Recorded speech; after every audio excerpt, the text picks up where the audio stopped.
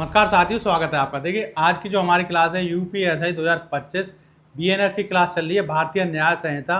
और उसमें जो हमारी ये आज की क्लास है ये है तीसरी क्लास। ठीक है, तो इसमें बहुत बहुत इंपॉर्टेंट चीज़ें हैं आज की क्लास में, तो ध्यान से पढ़िए। क्योंकि इस क्लास में यदि आप ध्यान से पढ़ेंगे, मेरी बातों को सुनेंगे, तो इसको अलग से याद करने की आपको आवश्यकता नहीं पड़ेगी, यहीं पर आपको याद हो जाएगी। ठीक है, तो चलिए शुरू करते हैं आज क्लास नंबर 26। तो देखते हैं आज की क्लास में क्या है। तो सबसे पहले आपकी धारा 61 का वन। ठीक है, धारा 61 के वन में क्या है, आपराधिक षड्यंत्र से संबंधित है कि आपराधिक षड्यंत्र क्या होता है। आपको इस शब्द से ही पता चल रहा होगा, अपराध करने का षड्यंत्र मतलब योजना बनाना ही आपराधिक षड्यंत्र है। ठीक है, और इसमें यह आता है कि केवल अपराध करने के लिए राजी होना ही दंड के लिए पर्याप्त है। आपराधिक षड्यंत्र का मतलब कि आपने अपराध करने का मन बना लिया है, करने ही वाले हैं, तो यदि राजी भी हो जाता है कोई अपराध करने के लिए तो उसको दंड देने के लिए काफ़ी है, उसको दंड दिया जा सकता है। धारा 61 की 2 क्या कहती है, आपराधिक षड्यंत्र के लिए दंड। ठीक है, अब इसकी परिभाषा क्या है, जब दो या अधिक व्यक्ति कोई अवैध कार्य या फिर कोई वैध कार्य अवैध साधनों द्वारा करने की योजना बनाते हैं तो आपराधिक षड्यंत्र कहलाता है। ये दो या दो से अधिक व्यक्ति कोई भी अवैध कार्य करते हैं या फिर कोई ऐसा वैध कार्य करते हैं जो कार्य तो वैध है लेकिन अवैध साधनों द्वारा। ठीक है, तो वो आपराधिक षड्यंत्र कहलाता है और इसमें राजी होना ही आपराधिक दंड देने के लिए काफ़ी है। आगे देखिए, धारा 147 ये क्या कहती है, भारत सरकार के विरुद्ध युद्ध करना मृत्यु दंड या आजीवन कारावास से दंडनीय है। इसी प्रकार भारतीय दंड संहिता में भी इससे सम्मिलित धाराएं थी, जैसे 124 है तो उसको ख़त्म कर दिया गया है। तो लेकिन इसमें ये जो धारा है, भारत सरकार के विरुद्ध युद्ध करना, तो जो भी भारत की सरकार हो उसके विरुद्ध कोई युद्ध करता है तो मृत्यु दंड आजीवन कारावास दिया जाएगा।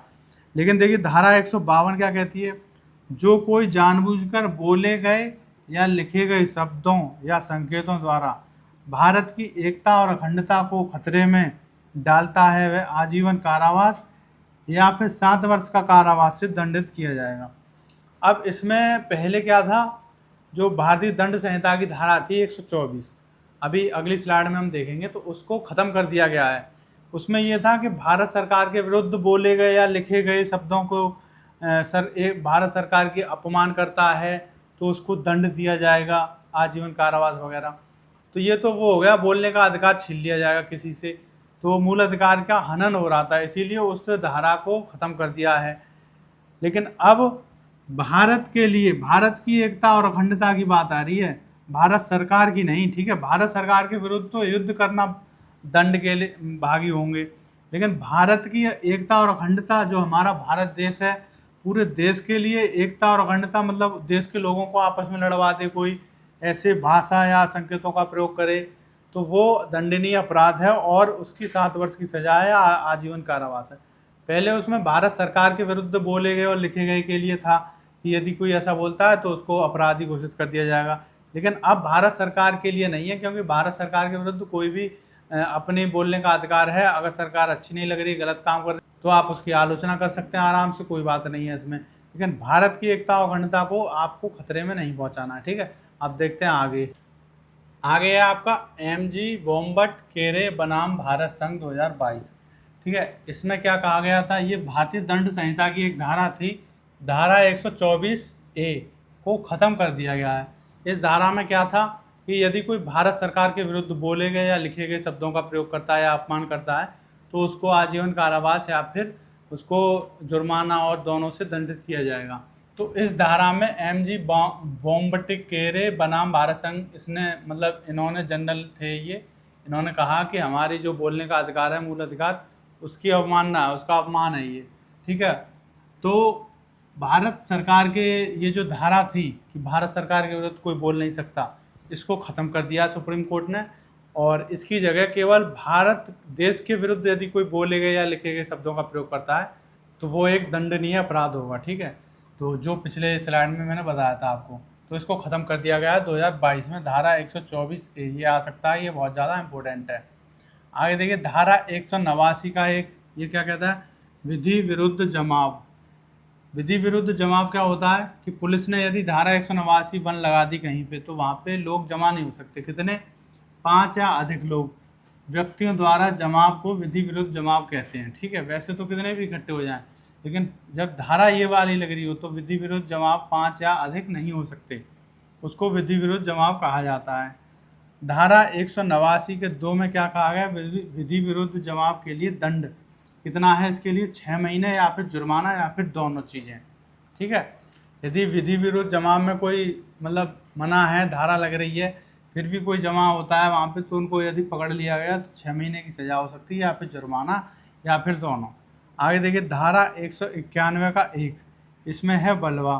बलवा क्या होता है? सीधे परिभाषा आ सकती है पेपर में कि बलवा क्या होता है। ठीक है, तो उसमें या फिर परिभाषा दे दी जाएगी कि ये किसके द्वारा होता है, बलवा है या नहीं है। तो 5 या अधिक व्यक्तियों द्वारा बल प्रयोग या फिर हिंसा करना बलवा कहलाता है।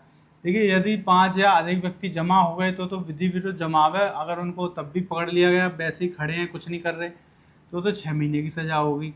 लेकिन अगर 5 या अधिक व्यक्ति जमा भी हो गए, ऊपर से बल का प्रयोग कर रहे हैं, हिंसा कर रहे हैं, तो ये कहलाएगा बलवा। ठीक है, बल का प्रयोग अगर कर दिया तो। और इसमें धारा 191 के 2 में क्या है कि बलवा यदि कर रहे हैं, बल का प्रयोग कर रहे हैं, तो उसके लिए दंड कितना है? देखिए, 6 महीने तो शांति से खड़े हैं, उसी में होगी। और अगर बल का प्रयोग कर रहे हैं, हिंसा कर रहे हैं, संपत्ति को, सरकार की संपत्ति को हानि पहुंचा रहे हैं या किसी लोगों को पहुंचा रहे हैं, तो 2 वर्ष की सज़ा होगी और जुर्माना होगा या फिर दोनों होगी। तो आज की क्लास में इतना ही। आशा करता हूँ आपको ये क्लास अच्छी लगी होगी, और यदि कुछ चीज़ समझ में ना आई हो या फिर अलग से आपको पूछनी हो तो आप कमेंट कर सकते हैं, सभी के कमेंट का जवाब दिया जाएगा। ठीक है, और यदि आपको कुछ और पढ़ना हो, कुछ समझ में नहीं आ रहा हो, तो आप कमेंट कर सकते हैं उसी में, तो उसके ऊपर भी अलग से वीडियो बना दी जाएगी, जिससे कि आपको आसान भाषा में समझाया जा सके। ठीक है, तो इन जो मैंने ये कराई हैं धारा, ये सीधे सीधे पेपर में आएंगी, इसका रिवीजन करते रहिए और अपनी नोटबुक में इनको नोट करिए। ठीक है, और मिलते हैं अगली वीडियो में, तब तक के लिए थैंक यू।